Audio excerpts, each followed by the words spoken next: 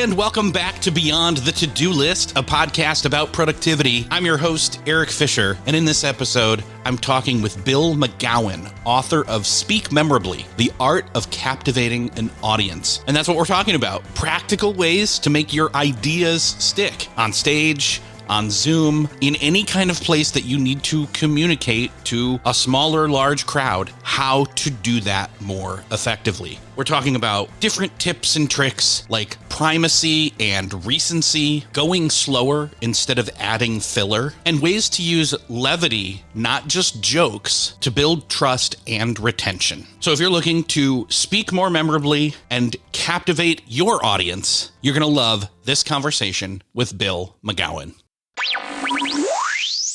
It is my privilege to welcome to the show Bill McGowan. Bill, welcome to Beyond the To-Do List. Eric, thanks for the invite. So communication, man, I was a communications major, so this is all right up my alley. And obviously I've been podcasting for so long, not to like toot my own horn, but like I forget how unusual still this was and has now become normalized. You draw a strong parallel between public speaking and communication and performance, which I really appreciate because I kind of do that. I have to flip a switch to because I'm an introvert, but I know a lot of professionals might push back and say, well, I'm not a performer. So how do you respond to somebody who worries about being a strong communicator, but they don't feel like they want to be theatrical or inauthentic? You don't necessarily have to be theatrical or flamboyant in the way you act or speak or gesticulate. That's not really important. What is important is having content that people can relate to, that sticks in their minds. And some of the best speakers are not exactly extroverts, and they also don't have this physical presence that is captivating, but their words are captivating and the message they're delivering is captivating. But when I work with clients, I do stress that one reality you have to embrace is this is a performance. And when we record people in training sessions who have to give a keynote or a speech, and I show them the recording because we want to analyze it, give feedback, 90% of the people, when they look at themselves on video, say, wow, I look kind of bored. That is a universal reaction, I find. And they all think that they were really bringing it when we were recording. And yet what shows up on the video really surprises them. Yeah, they end up seeing themselves as flat. They kind of get that impression. Usually, what feels a little over the top is just about right. But of course, that's a scary place for a lot of people to go, a little over the top, because they think they're going to wander into cheesy territory. And what I tell them is, okay, you're about here, down here, and the cheesy bar is way up here. And you could not clear that bar even with a pole vault if you tried. Yeah, it's almost like you speak with a little extra. I don't mean literal extra volume, although in theater, it's like, okay, they didn't used to always be mic'd up and you had to over exaggerate or over enunciate. The back row. Yes, that diction, that volume, you dial it to 11, so to speak, in order to compensate for the space that you're in or the medium that you're doing. You wouldn't do that. I wouldn't do that right now with you if we were face to face in person. We're face to face digitally. Yes. Yeah. And the same holds true for being on TV. I equate being on television with being in an enormous auditorium. It is a big space to fill. And we have become accustomed to seeing people on video recording being incredibly animated and delivering what they have to say with a sense of urgency and importance. And if we go out there in our normal mode, we do seem like we're flatlining.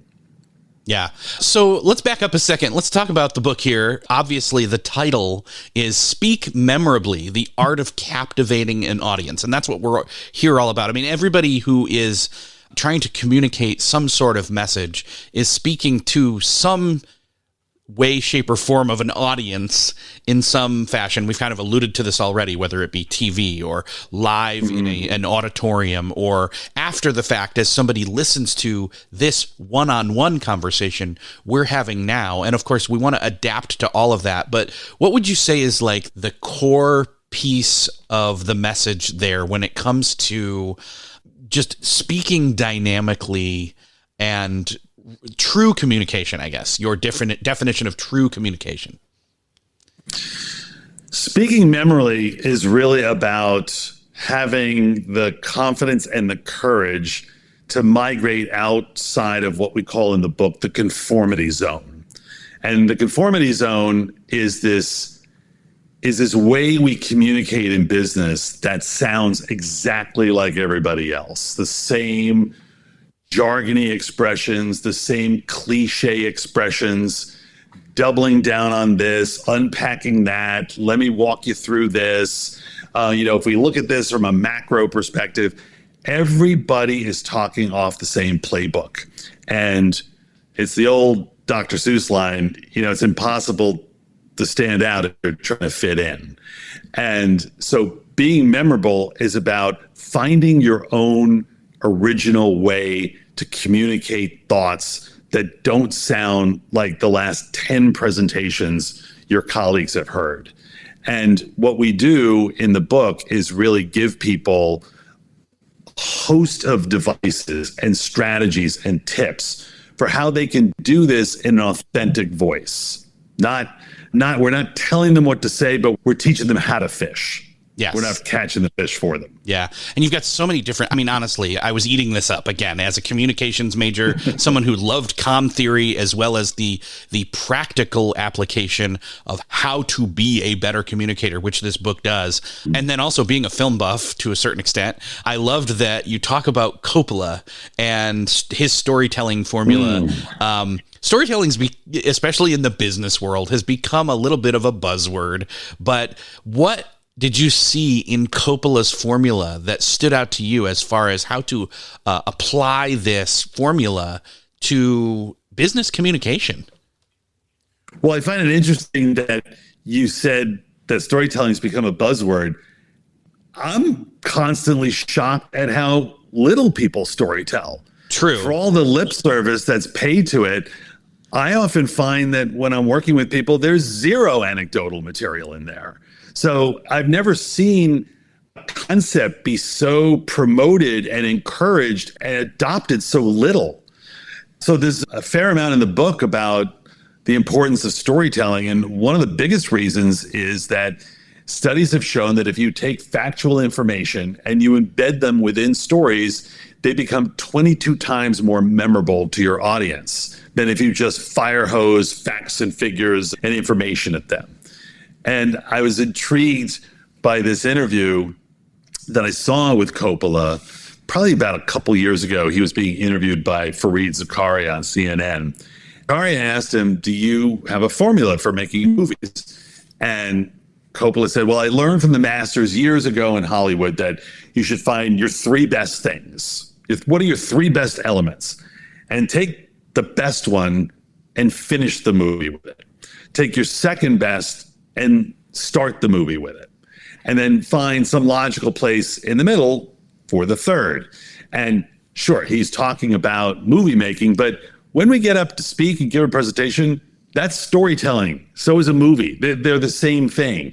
And so what we recommend in the book and what we coach people to do when we work with them in person at Clarity Media Group is we really put a lot of emphasis on what's that first declarative, concise, punchy sentence that comes out of your mouth when you lead a speech, when you lead a slide. It shouldn't be, okay, so those are not the first three words ever. And this plays into this concept that we found in our research called the primacy recency effect, that audiences have greater recall in the first 5 minutes of what you have to say and the last 5 minutes of what you have to say. And what you say in the middle tends to not have as much retention. Yeah, that makes a huge difference. And I've talked about this when it comes to, like, for example, studying. You sit down for an hour, you're going to remember the first and last things, and then your attendance just troughs throughout that hour. But if you take 5 minutes and go over flashcards, your attention stays up there in peak. Then you walk away, come back, walk away, come back. Something I'm trying to drill into my daughter in college these days. Yeah, I think we work with a lot of young people as well, mainly as favors to friends, whether it's a bar mitzvah speech or a toast they have to give at a party. And, it all still comes down to confidence. And one of the things that we found confident people do is they take their time speaking. They don't race through it. There's something inherently apologetic about going fast. It's as if you're signaling to your audience, I don't really deserve to have the floor here, and I know you're really bored with what I'm saying, so I'll blow through this and I'll make sure you're bored for less time. That's what going fast means subliminally to people. And in fact, people get up and say, I'm just going to quickly do something. Why apologize? Why establish that you don't deserve to have their attention for a fair amount of time? Yeah, it's like a Bond movie or a Mission Impossible movie. Don't set up that first cold open action scene. Drop us into the middle of it right away so we're hooked. Then show us or tell us what you just showed us or what the importance of what that was. But we've already bought in. Okay, I'm in. Like, I'm buckled up, in other words. Yeah. Well, imagine what we find with presentations is all this warning the audience about what you're about to do. So I want to take a few minutes here to talk about that's all wasted breath. So to illustrate that point, let me share with you a story now. Don't overtly tee it up. You don't have to promise that something's coming. Just go into it. And imagine if filmmakers did this. So imagine Steven Spielberg was making Jaws, and he had a scene where Sergeant Brody turns to the camera and says, okay, so we're going to have a moment here where the shark jumps out of the water and scares the living daylights out of me. Imagine how that would ruin the film. And that's what people do in presentations all the time. They signpost. This is a habit that we're really trying to break people of. And I had a training session with a group of people not long ago, and they were all going to come in individually for their own hour where they were going to give their presentation to me. I was going to record it, and we were going to analyze it. And I said to them before, at the very beginning of the day, I said, I will buy dinner for anybody who can get through their presentation without saying, so I want to talk a little bit about this, or let me walk you through that. And even with the warning, they couldn't do it. That was a real indication to me how ingrained these habits are and these cliche corporate expressions are. When somebody gets up in front of a room and they have none of that, it's like this breath of fresh air that comes in the room, and you pay attention because it sounds different than everything you've heard before. Well, so to apply this practically, how would you say we should be treating those first moment or moments or first slides to again, counteract that boredom or blasé? Well, whatever you do, don't resort to the dreaded agenda slide, which, in the history of books, no one has ever bought a book and said, wow, I can't wait to get home and rip open that table of contents. Never in the history of reading has anybody ever said that. So I find that if you find a story to start with that is metaphorically connected to the theme that you're trying to convey in your presentation, that's a great way to start. Now, I saw a presentation recently where the speaker on stage launched into this story about Roger Bannister in the 50s breaking the 4-minute mile. And, if you're in the audience, you may be thinking, okay, wait a minute, how is he going to get from point A to point F? And that's good. That's a form of engagement. You've got them mentally chewing on something now. But you've got to make sure that story is told efficiently. And then on the heels of that story, you need what we call a through line. A through line is the connective tissue from the story to what you're trying to communicate to your audience. It explains the relevance of that story, the applicability of that story. This is a structure that we work with people on all the time. So speaking of mentally chewing, you used this comparison that words are like food, and that often we're using a lot of empty calories, as you put it, and filler words and jargony talk. This is something that is detrimental as false starts, as we were kind of just talking about, or boring them before they even get on board. How do we weed that out or get a healthy meal out of our presentation? Yeah.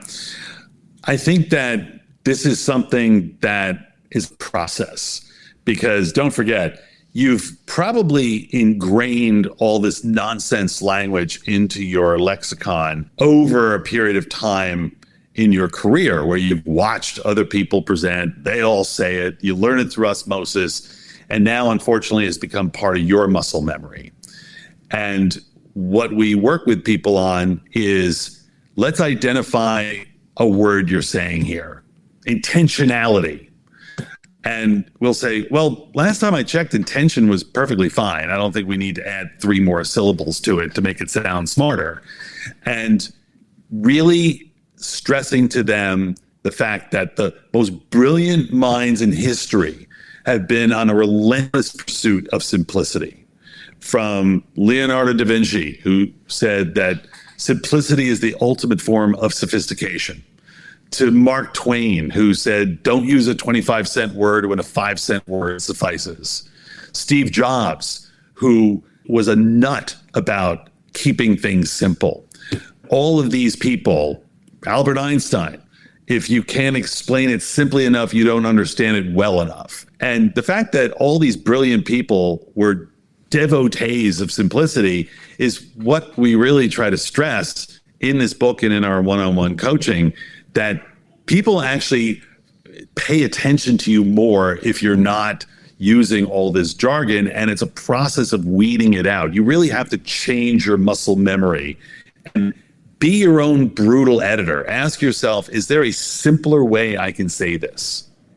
Aside from that, ultra focused simplicity, or paring things down to the base equivalent, which I just did it. I said, I was going to say filler words like, and like, and, and kind of, all of these, I just did it again, it's because I'm paying attention to what I'm saying, and yet trying not to. As well, it's, you're being incredibly self-aware, which is great, but you also tend to be a fast talker.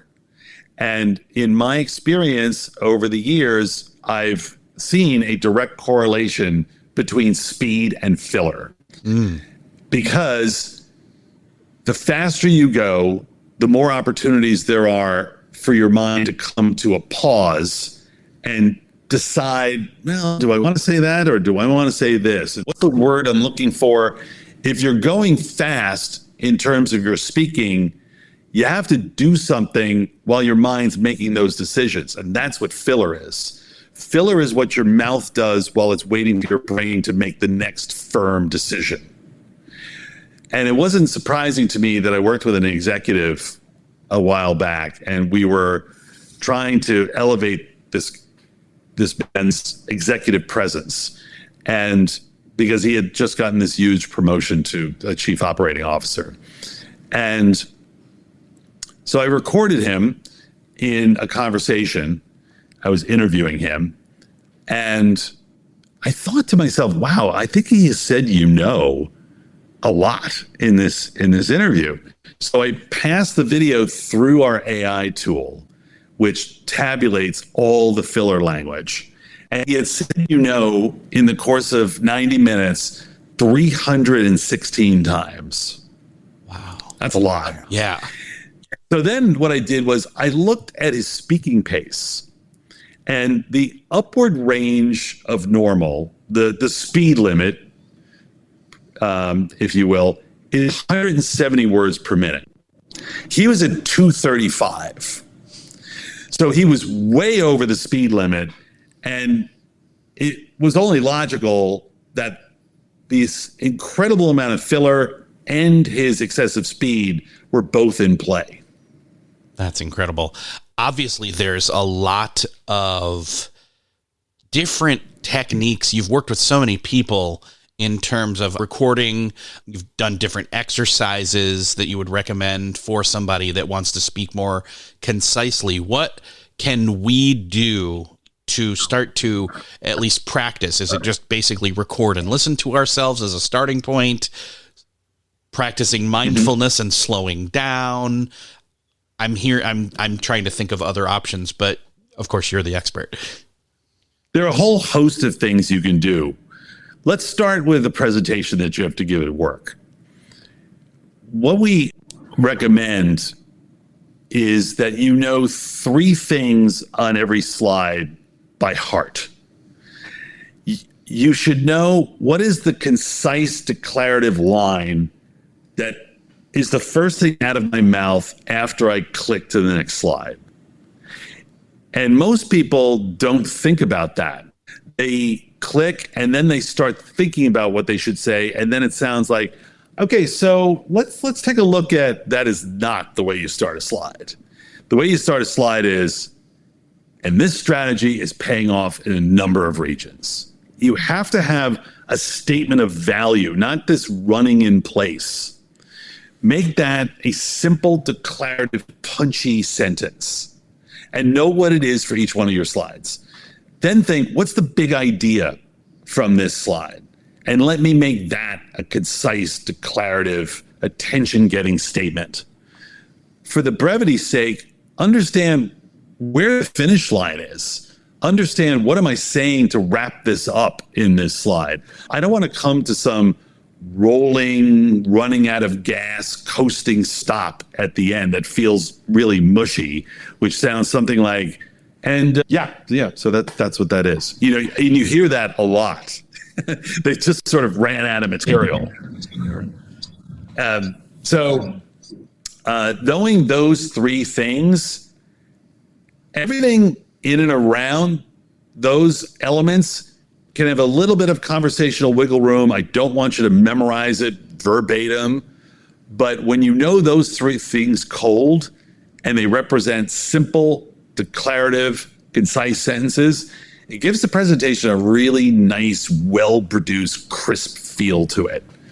And then you just have to ask yourself, as I do on every email I write, 25% of this could come out right away. Where can I take it out? You have to be your own brutal editor. And recording yourself on your phone is a great exercise that not enough people do, because most people hate watching themselves and they hate listening to themselves. But it's the most valuable teaching tool on the planet. And if you really want to get better at public speaking, record yourself on your phone giving your next presentation, and I guarantee you'll be able to see where those stutter steps are at the beginning of a slide, or where you're droning on too much and getting down into the weeds too much. And you'll be able to make the necessary adjustments to make it more memorable and more captivating. I know that there's not a direct correlation, but I couldn't help but think, at least in an application for myself, that it seems like treating each slide with the Coppola formula almost is what you're doing. Precisely. Absolutely. There is a heightened attention when the next slide comes up. So you've got their attention, make the most of it. Say something that sticks, that's valuable. It does. It applies not only to every slide, but to the overarching story you're telling. And most people don't have the feel of a beginning, middle, and end to their presentation. And if you start with some story that is metaphorically connected to the theme of what you're talking about, don't tell the story and then just let it go for good. See if you can thread a little something from that story occasionally through the presentation, so you never 100% lose sight of the opening story. And then maybe at the end, when you're concluding and wrapping it up, you make some robust reference to that opening story. And that's what makes these presentations feel well thought out and well produced. And one of the things that I've found when I'm listening to a presentation or a talk is that, and you speak to this in the book, the power of levity really draws me in personally. You describe that, though, differently from humor. What's the distinction and why does that matter? I'm sure most people, when they've had to give a speech or a presentation, some colleague has said to them, "Oh, start off with a joke. They'll love it." And that advice is about as bad as telling somebody to picture the audience in their underwear. That is terrible guidance to give somebody. You never want to start with a joke. And I've been told by communications executives at lots of corporations, please, can you convince this executive to stop telling a joke at the beginning of every meeting? Because, he thinks it's funny, but people politely laugh and it's a total waste of time. Don't try to do stand-up. The better thing to do is to try to find a humorous lens through which to see the material in your presentation. This is something that we give guidance around in books and give examples of, but a lot of people are afraid to do that because they feel like if it bombs, they're going to be totally off balance. They're never going to get their feet back under them. It is the ultimate high wire act of public speaking, but the rewards are so great. There was a study done by, I think it was the American Psychological Association a few years ago, and it showed that the use of humor in presentations made leaders seem more capable to their audiences. Humor or levity can diffuse tension in the room. It can connect you to your audience better. It fosters trust. There are all these things that happen in our bodies in terms of hormone releases, dopamine and endorphins, that cut the tension for your audience. It makes them feel good, and it also boosts your confidence on stage in front of people. There were studies done at the University of Pennsylvania that also showed that using some levity in a presentation increases short-term memory by 2x. And so that's a great tool you don't want to necessarily not deploy. You've worked with so many people, I have to imagine that you've heard some or many versions of a phrase similar to, but I'm just not funny. How do you coach them through that? Well, I think they may be saying, I'm not good at telling jokes. And I've heard that a lot. But I've also heard people tell me, yeah, I'm not a great storyteller. But when we work on it and we decide how to craft the story, then it works. And there's a framework in Speak Memorably about what makes for a good story. There are 3 components to it. You basically have to set the scene. Tell people what's going on. Set it up. Then, oftentimes, there's some kind of conflict or hurdle or challenge that has to be overcome. And then the payoff to the story usually is the resolution of that challenge. So think of it in those components. And a lot of the great stories I've heard presenters give, interestingly, do fall into those 3 categories and adhere to that structure.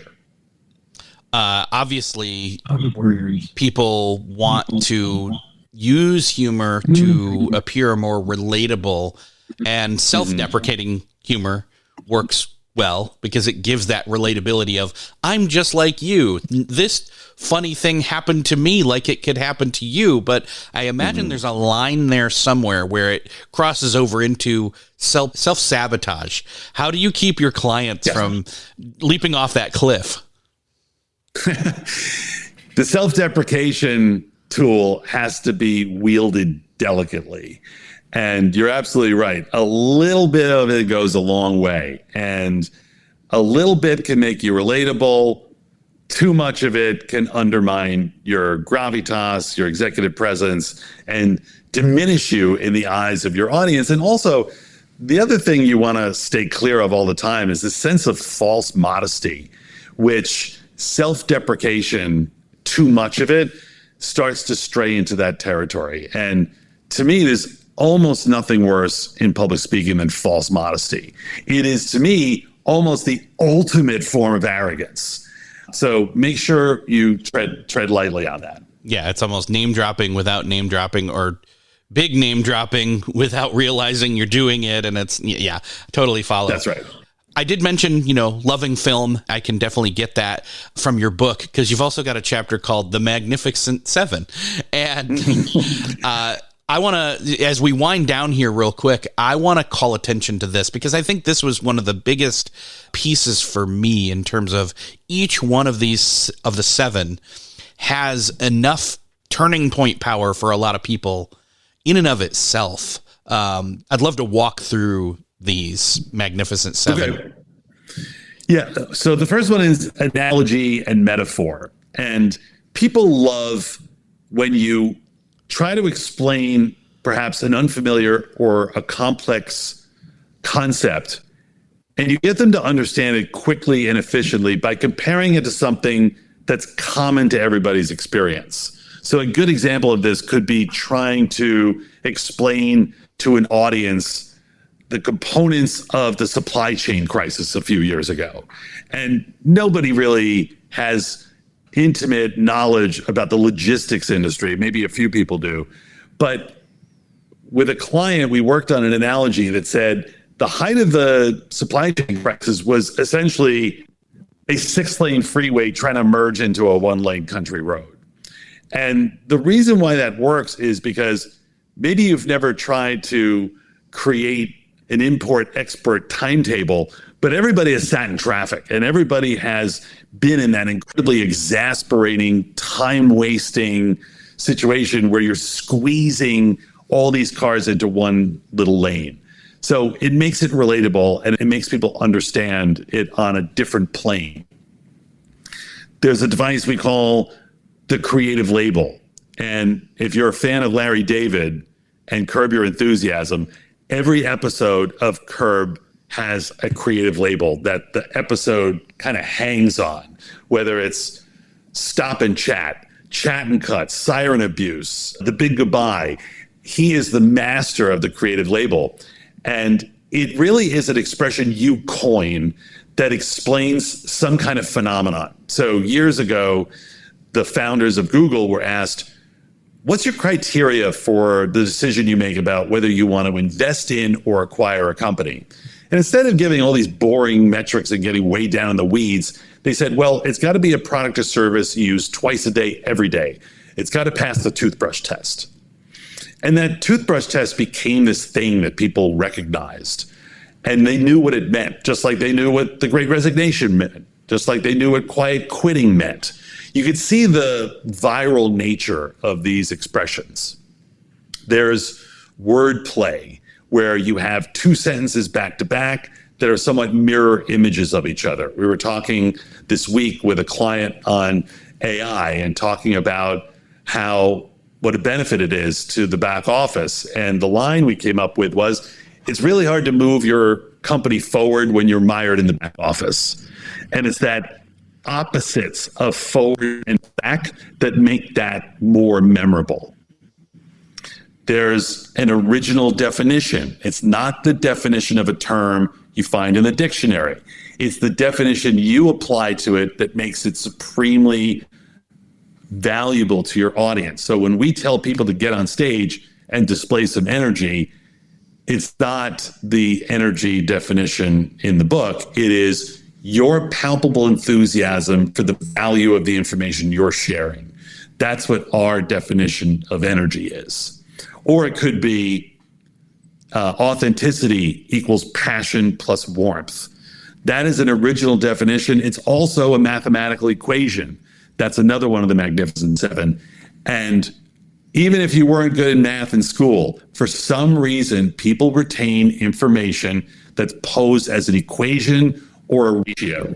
So one of our mathematical equations we share with clients is the slower you go, the more confident you seem. There's a cause and effect kind of dynamic at play there. And the last one is something we call a twisted cliche where you take a really common, overused expression and you give it one little change to make it something new. We were working with a technology company not too long ago, and we were talking about the importance of this app loading fast on your phone. And we were talking about the competitive landscape being a survival of the quickest situation, not survival of the fittest as in Darwin, but survival of the quickest. And that makes it stick in people's minds because they hear, oh, there's something wrong with that. Oh, no, it's not wrong. It's just different. And again, it goes back to this idea that if you're saying things the common way, the expected way, the way everybody else does it, it's going to be very difficult to stand out. Yeah, that one stands out to me because it's like a microscope. You're dialing it in one more degree for a closer look at what the phrase was, and then swapping something out real quick to where it adds that original meaning, but now to this new scenario. Right, exactly. I love it. I love it. Bill, there's so much. We've barely scratched the surface, which is great because there is so much. I'm excited for people, especially communicators, especially people who, let's put it this way, want to be better communicators, to grab this book. I enjoyed going through it. And in fact, talking with you has kind of brought back some places I want to go back and revisit myself personally. I would love to point people where they can find out more about you and the work you're doing, as well as where they can grab the book. Well, they can certainly connect with me on LinkedIn. I'd be happy to connect with people there because I post pieces all the time. I record video tips on how to be a better public speaker. So LinkedIn's a great place. But also the book is Speak Memorably, The Art of Captivating an Audience. Obviously, it's available through all retailers right now. But the work we do at Clarity Media Group, which is the company I founded 25 years ago, you can find it online. There's also a wealth of information about public speaking, communicating, raising your executive presence, using language and communication as a way to advance your career. All of that is great. Perfect.